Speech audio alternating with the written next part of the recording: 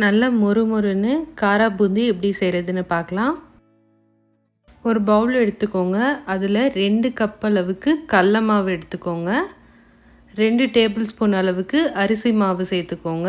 அதோட ஒரு பிஞ்ச் அளவுக்கு பேக்கிங் சோடா சேர்த்துட்டு கொஞ்சம் கொஞ்சமாக தண்ணி விட்டு நல்லா கட்டி எதுவும் இல்லாமல் கலந்துக்கோங்க. ரொம்ப கெட்டியாகவும் இருக்கக்கூடாது, ரொம்ப தண்ணியாகவும் இருக்கக்கூடாது. இந்த மாதிரி மீடியம் ஸ்டேஜில் இருக்கணும்.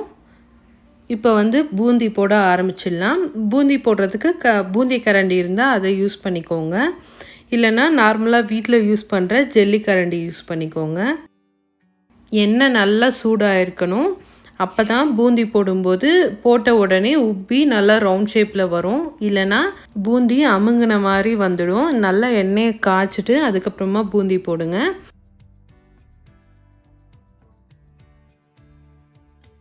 ஹை ஃப்ளேம்லேயே பூந்தியை நல்லா கிறிஸ்பியாக ஃப்ரை பண்ணிக்கோங்க. இப்போது நல்லா கிறிஸ்பியாக ஃப்ரை ஆகிடுச்சு. இது எடுத்துட்டு நல்லா எண்ணெயை வடிஞ்சதுக்கப்புறமா ஒரு பாத்திரத்தில் போட்டுக்கோங்க. மறுபடியும் பூந்தி போடும்போது எண்ணெயை ஒரு நிமிஷம் நல்லா சூடு பண்ணதுக்கப்புறமா பூந்தி போட்டுக்கோங்க. இதே எண்ணெயில் 1/2 கப் அளவுக்கு வேர்க்கடலையை வறுத்துக்கோங்க.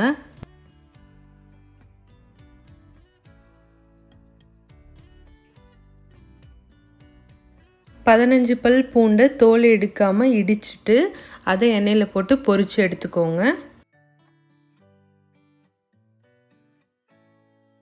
கொஞ்சமாக கருவேப்பிலையும் பொரித்து எடுத்துட்டு இது எல்லாத்தையும் பூந்தியோட கலந்துருங்க. இப்போது இதில் தேவையான அளவு உப்பு, நான் 1 டீஸ்பூன் அளவுக்கு மிளகாய்த்தூள் சேர்த்துக்கிறேன். உங்கள் உரப்புக்கு தகுந்த மாதிரி மிளகாத்தூள் சேர்த்துக்கோங்க. இது எல்லாத்தையும் நல்லா மிக்ஸ் பண்ணிக்கோங்க. இப்போது ரொம்ப ஈஸியாக காரா பூந்தி ரெடி ஆகிடுச்சு. இந்த ரெசிப்பியை உங்கள் வீட்டில் கண்டிப்பாக ட்ரை பண்ணி பாருங்கள். எப்படி இருந்ததுன்னு கமெண்ட்டில் சொல்லுங்கள்.